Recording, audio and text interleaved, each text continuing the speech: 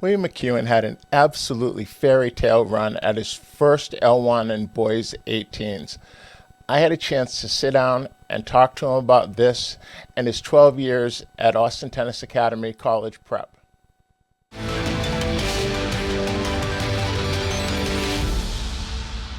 Great tournament, Bill. Thank you. Yeah. Can you tell us about what just happened to you? All right, so I went to the Easter Bowl in Indian Wells, and I didn't expect to make it in originally at the deadline, and I was round number 8 on the alternate list. And then I got in we left on Sunday, so I got in on Thursday. And so then the scramble to get a doubles partner started, and my dad is close with my doubles partner friend. So actually, I didn't even ask the guy. My dad asked him, and he said, sure. And so that was very last minute. I'd never played with him before. And he drove down, and he was an onside alternate. He didn't even make it in, and he ended up not making it into singles at all and didn't end up playing. So he was just there for doubles. So he came just to play with me, which was pretty cool. And it was so much fun to have him there. So he got the call as a double specialist that came in. Yeah, exactly. He was the first alternate going around site by site trying to find someone who didn't show up, but everyone showed up, which was unfortunate for him. And then we played, our first match was at 7:30 at night at a secondary site. We were the last people there when we went on. So it was a very late match under the lights. Let's come back to that. So what was the outcome? We got a silver ball. So what is, for the probably people watching who don't know what a silver ball is, so what is that? So we got second at Easter Bowl, and that is probably my best accomplishment as a junior tennis player so far. So that was in boys 18 division. Yeah. Okay. And how long have you been in the boys 18s? 2 months. Wow. 2 months. That was my first 18s level 1 tournament. Okay. So I guess the last L1 before that was Winter Nationals. Yeah. And so you were playing in the 16s then? Yeah, I was playing 16s there, and I got third in that one in doubles, which that was my first time getting top 3 in a level 1. So both of those accomplishments kind of came back to back, which was great. That's amazing. All right, so let's go back to the story. So the first night, we go on last match of the day by far, and we're playing under the lights. It's kind of hard to see, but we make it through there, and then we go up. We're playing the 2 seeds next round. One of the guys is number 2 in the nation, so we are heavy underdogs going into this match. And both me and my partner kind of went out there with nothing to lose, and I think that made us play better because all the pressure was on them because they were supposed to beat us, like on paper. And we went out there, and we tried to take it to them, and we were going for our shots, and they were dropping in the first. And so we took the first 6-4. In the second, we laid off a bit, and they definitely came back in the second. They came back and really put the pressure on us. And Coach Newman, during the third set breaker, he told me and my partner to go for everything. And so my partner then goes for about a 10-minute bathroom break. He takes forever. And first point of the match, he absolutely smokes a return. The return was harder than the serve. He hit that harder than the serve return winner, and that kind of set the tone for the whole breaker. And we were up the whole time, so it wasn't really like super back and forth. And I felt like him coming out like that really set the tone, and we were able to kind of go after them a lot more in the third set than we had in either set, and that led us to beating them. And then the next day there was an air quality delay. So what does that mean? Obviously Palm Springs is in a desert, and it was incredibly windy, and all the wind was blowing up the sand. So it was super dusty. You couldn't see the mountains in the background. And about halfway through Wednesday, they put it on an hour delay originally for air quality, which is the first time I'd ever heard of that. That was crazy to me. Yeah, it sounds like the kind of thing that Los Angeles would have because of smog, right? So all the car traffic poor air quality. But I don't think I've heard it because of dust. Yeah, and Coach Newman told me that was his first time ever experiencing something like that. So it was pretty odd. But so we didn't end up playing it all that day. So we kind of got a day off. My partner stayed again. And then he got a full day off. Were you still in singles at this point? I was still in singles at this time, but I didn't end up playing. I had a 1:00 match, and they were a little behind at the site, and I was first court open when they ended up starting the delays. So I was ready to go, but didn't end up hearing my name called to go on court. So, but you at least got to warm up, so you'd hit a few balls. that day. Yeah. So we had hit in that day, and my partner had hit. So it was good. It wasn't completely off, but I didn't play any matches. And then the next day, I played a singles match. I lost that match, but playing a guy who's committed to Cornell, he's very accomplished. Then me and my partner, we were in the quarterfinals at that point because it's only a draw of 32, so we'd already won 2 matches to put us in the quarters. And again, this guy, he comes out guns blazing, rips his first 2 returns down the line, both return winners. And we raced to 4-0 lead to start the set. Okay. Both me and my partner were really going after it. We're moving a bunch at the net. We're really hunting the ball. And we took the first 6-1.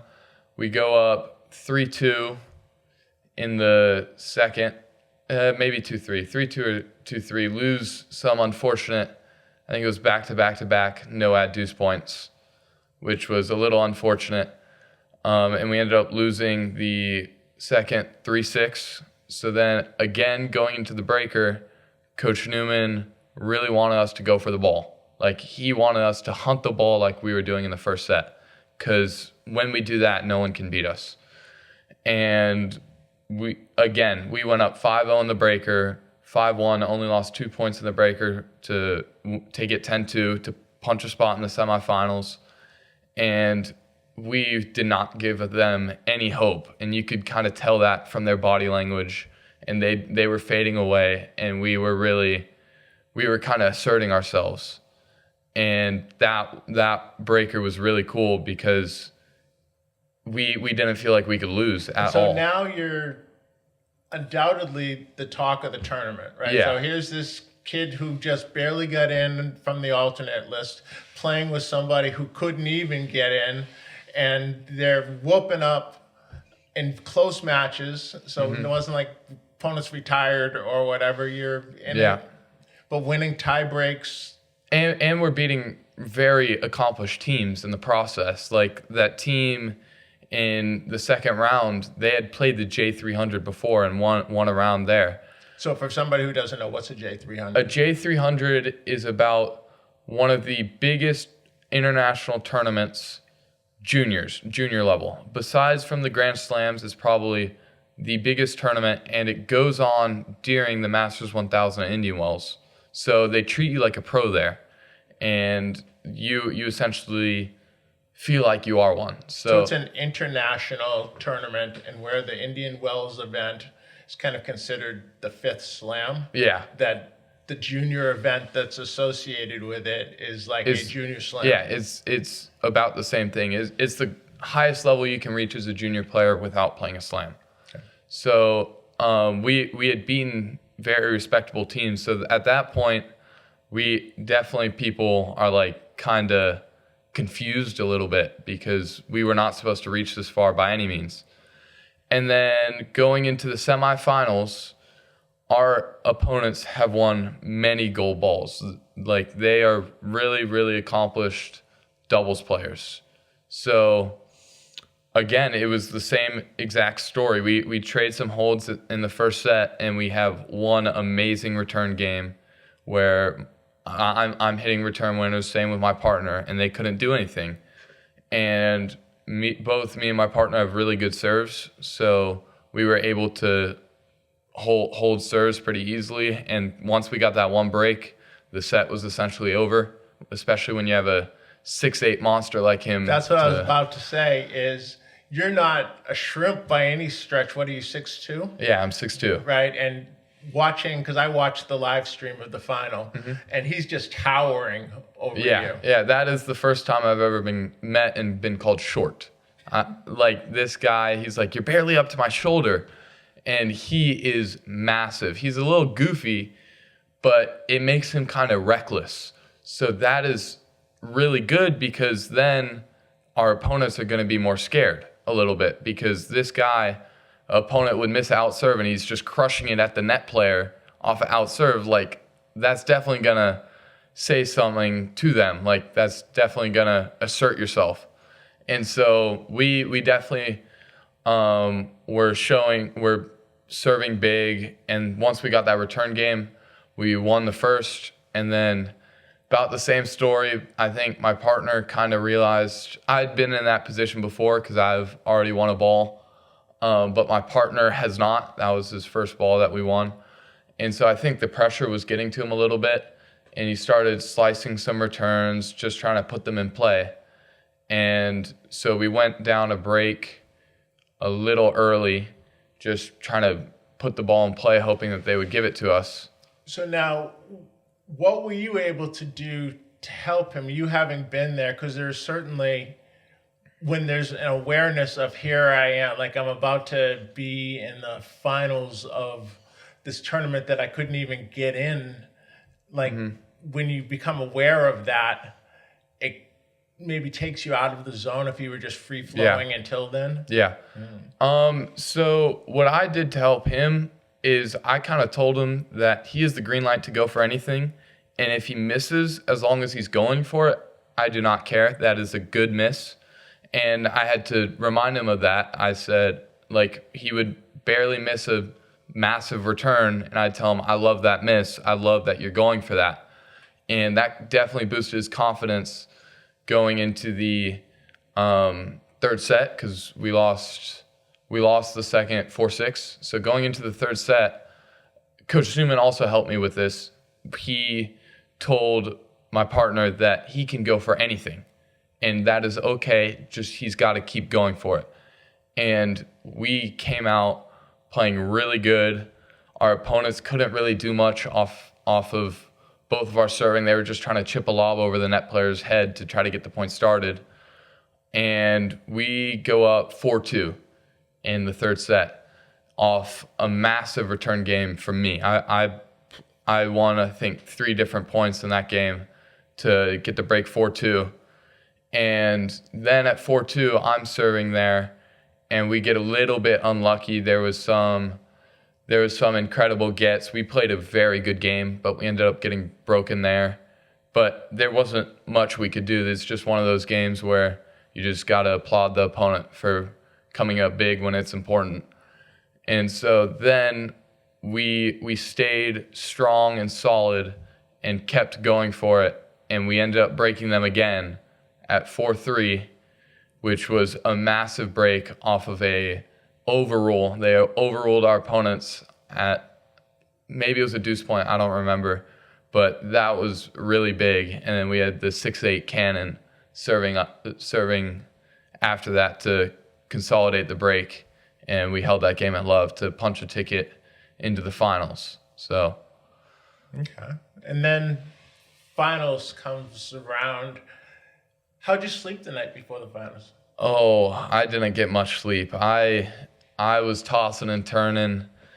But our match wasn't until the afternoon, so I could sleep in a little bit. And what me and my partner had been doing ever since I was out of singles, we had just been going out, maybe hitting for 30 minutes earlier in the day, and then getting lunch, going back to the Airbnb, and then warming up to play. So we were kind of, by that point, we were in a routine. And that was that was pretty good for us, and I really liked that routine. It made me feel like comfortable. So every day we'd go and we'd hit 10:30 to about 11:15, and then Coach Newman and I would go and get jersey mics and stay at the Airbnb for an hour or two, and then go back. And we probably had jersey mics like every day ever since I was out of singles. So is that a ritual? Because I mean, I've been with players that had to sit in the same booth in the restaurant. I've had players that needed to wear the same pair of socks, so they're washing their socks out in the bathroom of the hotel room, because superstition runs pretty deep within tennis. I am definitely a superstitious tennis player. I will not serve if I do not have all three balls on my side. I have an order that I use the balls. But that jersey mics routine, I like that, and because I did that. I remember doing that the day before we beat the 2 seeds. So then I was like, I want to keep doing this. I mean, it's obviously working. Don't fix what ain't broke. So then going into the finals, me and my partner, we were kind of a little bit nervous because no one had expected us to get this far, not even us. So we were definitely the talk of the town at that point. A lot of people were talking about us, and so that was pretty cool. That was pretty cool to gain the confidence of the other players there in my first L1, or gain the respect of the other players there in my first 18s L1, of people who I've never played against because they're so much older than me. And we play a really good first set, really solid, get a little bit unlucky at some important points. My partner double faulted at 4-5 in the first set breaker. So we lose the first set 6-7. I think it was 5-7 in the breaker. And we come out guns blazing. We play the best tennis we had all tournament, go up 5-0 in the finals with a chance to just bagel them, and kind of bageling or winning 6-0 is kind of humiliating for our opponents, whoever gets bageled. So unfortunately, we couldn't get the bagel. We won it 6-1 in the second. And my partner, again, runs to the bathroom in the third. And so at this point, I'm walking back to the court. The chair umpire says 1 minute left. And I was like, oh, okay, my partner's in the bathroom. And she's like, well, he's got to get back in time. And I was like, no. In our past matches, he's gotten extra time to go to the bathroom. And so at this point, there's a little bit of an argument between us, in which I call the tournament referee to court. And this is in between the second and third set of the finals of Easter Bowl. So this is kind of really important. They were going to give him a game penalty. So we are going to start down a break 0-1 in the third. So that is a massive disadvantage, especially in doubles. So did just calling the referee, did that buy you time, or were they still running the clock? They were still running the clock. He got back shortly after the referee was called to court. And I kind of pleaded my case with the tournament referee. And at first, she was kind of siding with the chair umpire. And so I had brought up that in every single one of our past matches, there had been a third set, and he had been given extra time. And I used our semifinal match as an example, because that is also a 10-minute time between the second and third sets. So I'd use that as an example for how are we changing this, you know what I mean? And so it ended up working, and we didn't get a game penalty. So that was really good, but that was a little scary. And we're playing good tennis again in the third set. My partner is definitely feeling the pressure. I can kind of feel that he's not going for as much, and I'm trying to pump him up to keep going for it. And got a little bit unlucky. We lost a 2-3 no-ad deuce point on his serve to go down 2-4, which is unfortunate. And then 2-4, This is where I'm watching right now. Yeah. Like, your return game was money, because I don't even know if he made a return, but you made 4 returns, so you won your 3 points, and then you won. Yeah. So at this time, he's spraying balls. He's kind of freaking out. He just got broken. He does not win a single return point, but I am out there and I hit. And to their credit, they made some good shots. Like they made a backhand overhead, I think, on the very first point. Yeah. And they definitely hit some good shots to win his points, but I go out there and I hit 4 unbelievable returns, and we break them without my partner winning a point returning. So that was a massive game, put us back on serve, and then I backed it up with my serve. And so then they have their better server serving, and they ended up holding there, and we go down 15-30, partner double faults. That is a massive point to double fault on, and that is which is a little probably unlucky. Not uncommon. Like I've been around this long, and I watched Goran Ivanisevic double fault twice, I believe, championship point at Wimbledon. He was up championship, and he couldn't pull the trigger. The pressure really gets to you, especially you're going up to the line in doubles. You don't want to let down your partner. And so that was a little unfortunate. I don't think he made a first serve that game. That was unfortunate. But we win 2 points there, and on a no ad deuce point again to try to stay in it, our opponents rip a backhand down the line return, which and you were poaching. Yeah, we had ran eye, so I had gone right, and he just cranked it line, and my partner barely got to it, and then they put it away. So that put the end to the Cinderella story. But I would say that was a great event. Yeah. You played a close match in the finals against a pair who had beaten the Austin kid that's kind of been at the top of whatever. They had beaten him in the semifinals. And beat him pretty handedly. I think it was like 2-2. Like it wasn't very close. They had killed him. Right. So that was it. Okay. Let's back the script up. 12 years. Mm-hmm. How long have you been at Austin Tennis Academy? I have been coming here since I was 5. And I started back when the QuickStart program was a thing, out on court 2 with Coach John. And so I've been here forever. I joined CP as soon as I was eligible in 6th grade, and I've been here ever since. And my parents know nothing about tennis. They didn't even think I needed a private lesson. So when Coach John had came up and offered them, hey, do you think William wants a lesson? They thought it was a one-time thing. And so then when Coach John asked if it was asked if we wanted another one, they were kind of confused. They didn't know that was a thing. They thought the QuickStart program that I already was in was all there was. And so we started taking lessons with Coach John. I was 9 maybe, and I've been with him ever since. Me and him still have lessons. We had a lesson yesterday. And Coach John has really done a great job building the foundation for my tennis. And he kind of gives me the courage to go out there and kind of play to win. He has installed that in me.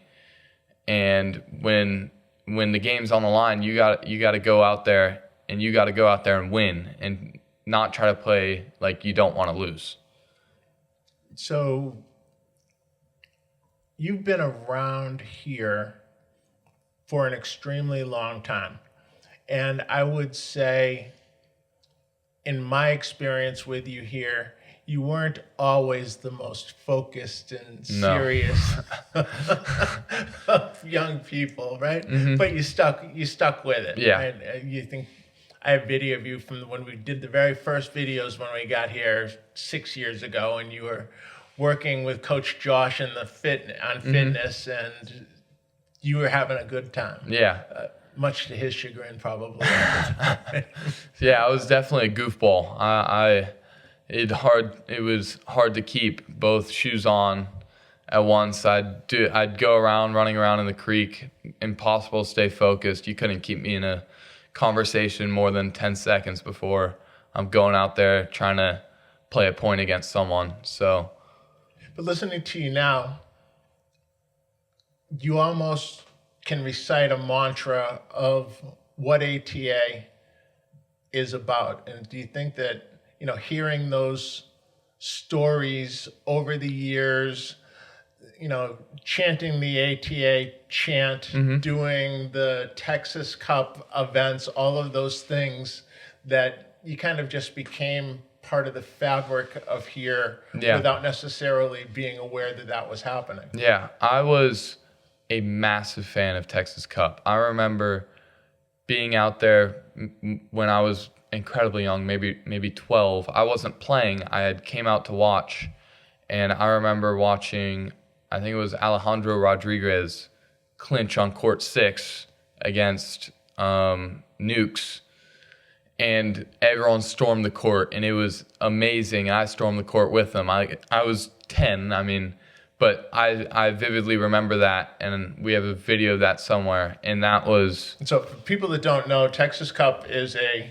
team event where two rival, or not necessarily rival, but two different academies will come out and play each other, and it consists of 12 boys and 12 girls, each player playing 4 matches over the course of 2 days.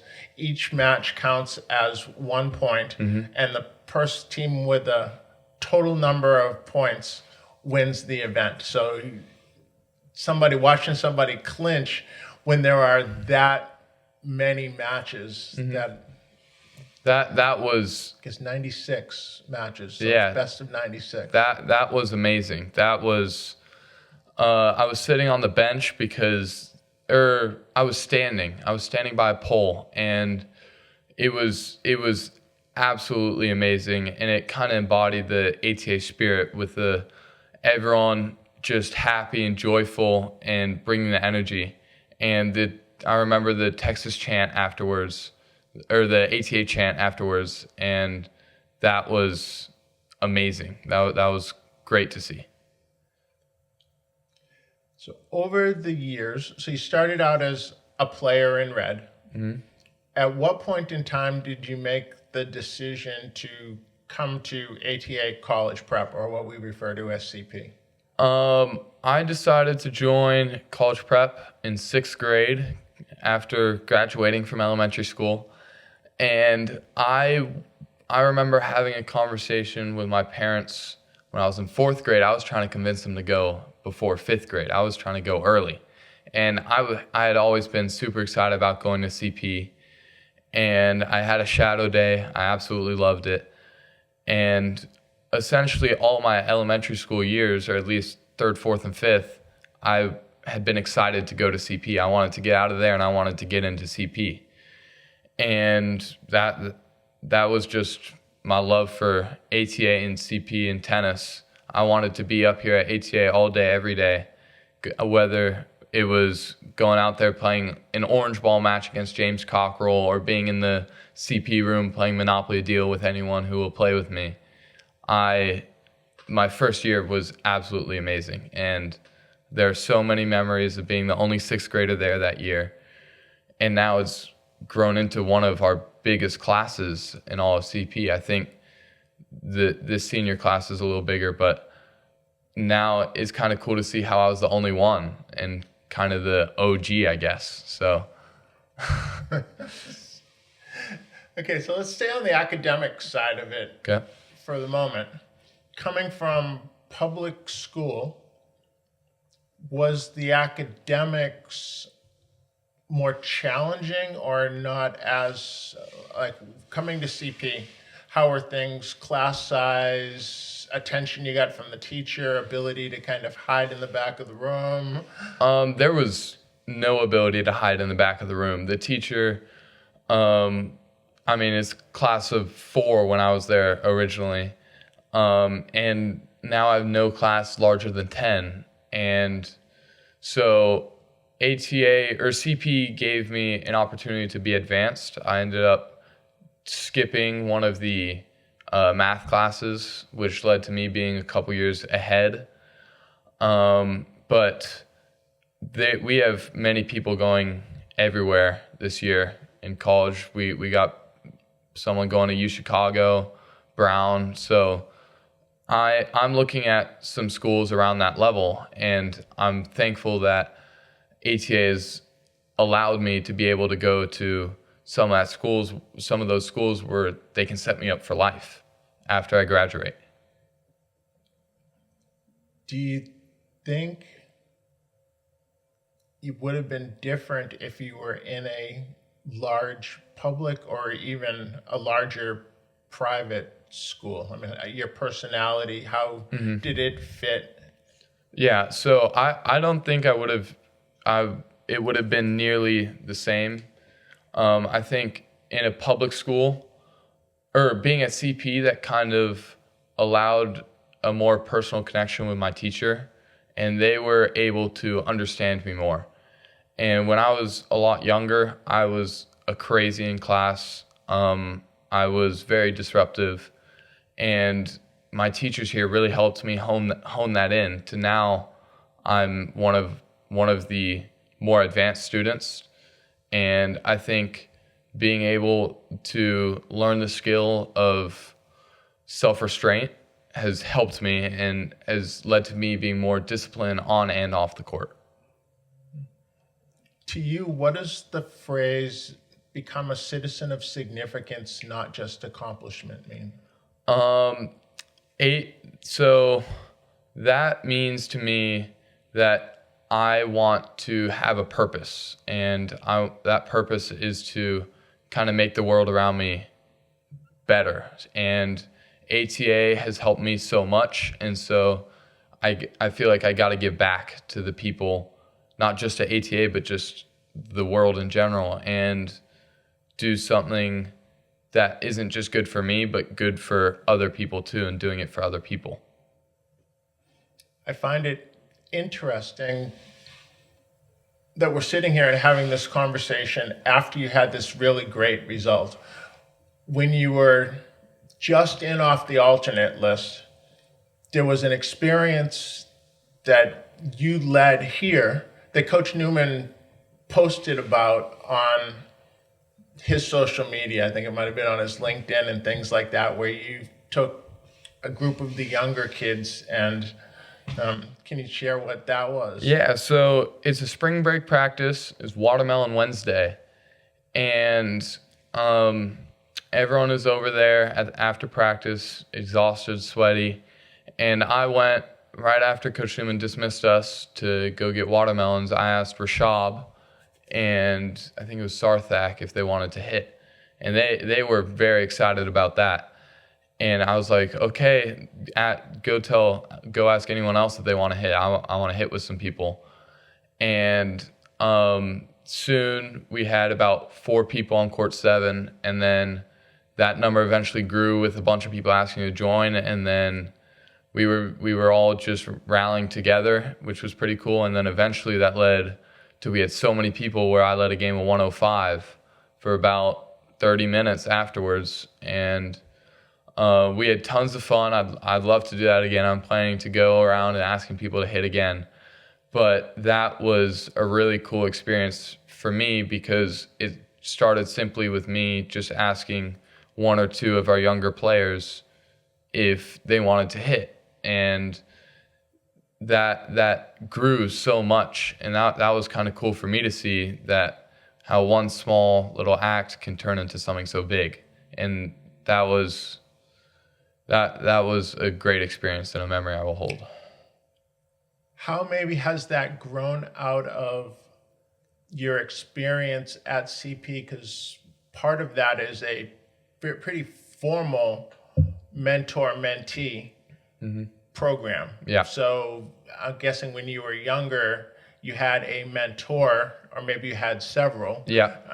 And then you're now undoubtedly someone else's mentor, so you have mentees. So, yeah, we have a mentor-mentee program at CP, And I remember when I was a mentee, I'm now a mentor, but I can name you all my mentors in the past. I started with someone like Cole Cedar at the beginning, and it was really cool, kind of like, I really wanted to be like the older people, and I kind of wanted to fit in, and a lot of the older people made me feel that way.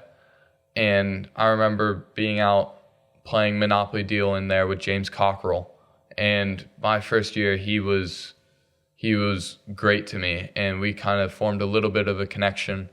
We'd go out there. And now I think is he a junior or a senior at Boston College? I think he's a junior at Boston College. Yeah.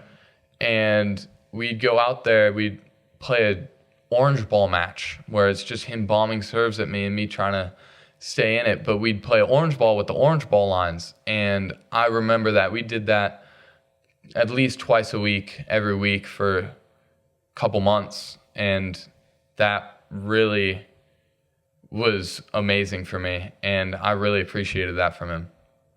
I was just thinking, I'm running this movie through my head. So you're doing that with James, and James is 6'6". Yeah. Right, he's not a small guy. No. But he would have been a small guy next to the guy you were Yeah, playing. This guy would not stand a chance against, or James would not stand a chance against my partner. My partner's got at least 3 inches on him, so.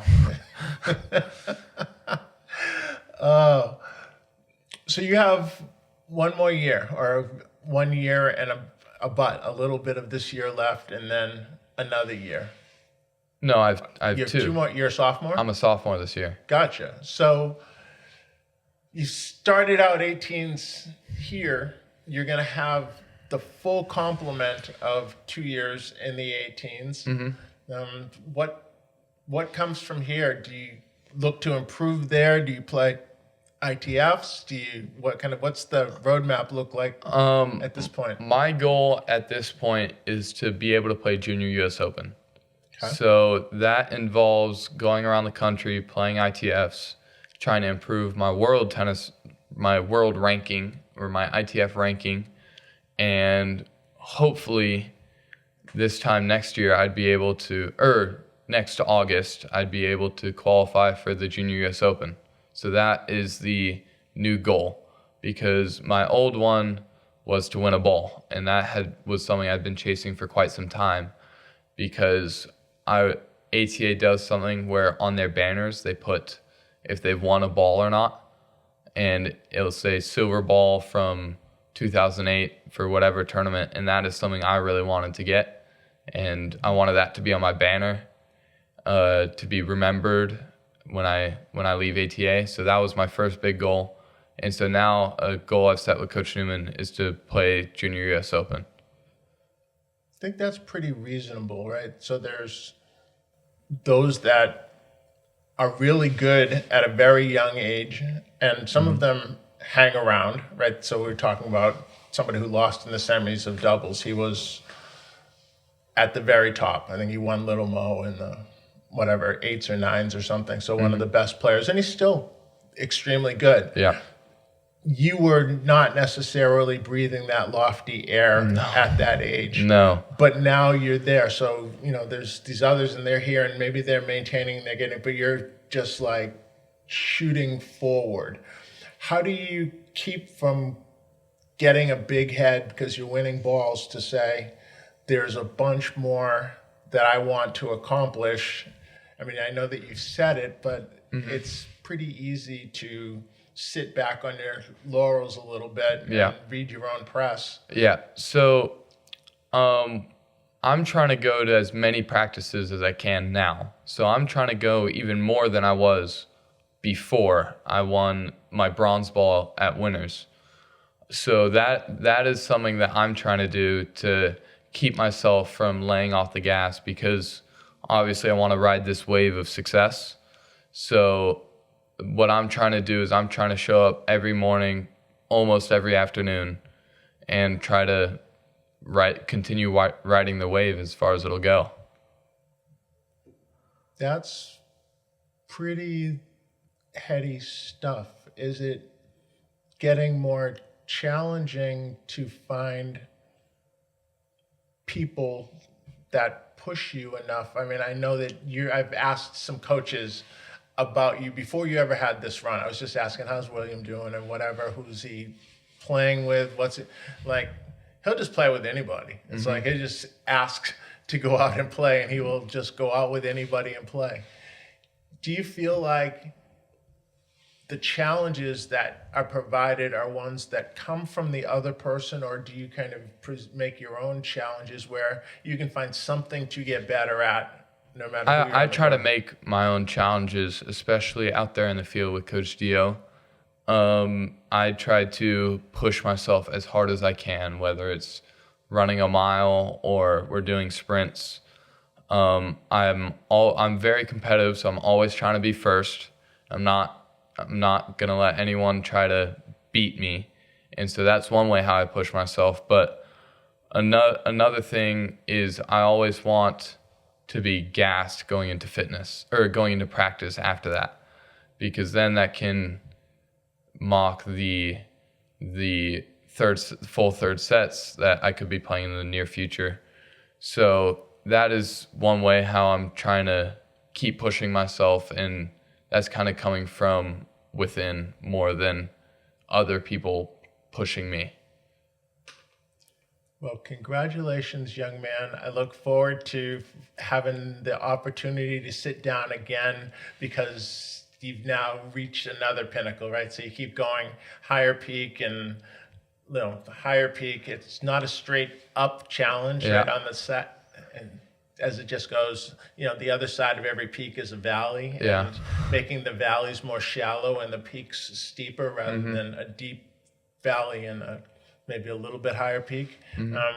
But congratulations, and I'm looking forward to watching. Yeah, hopefully I'll see you after Junior US Open, so that'll be good.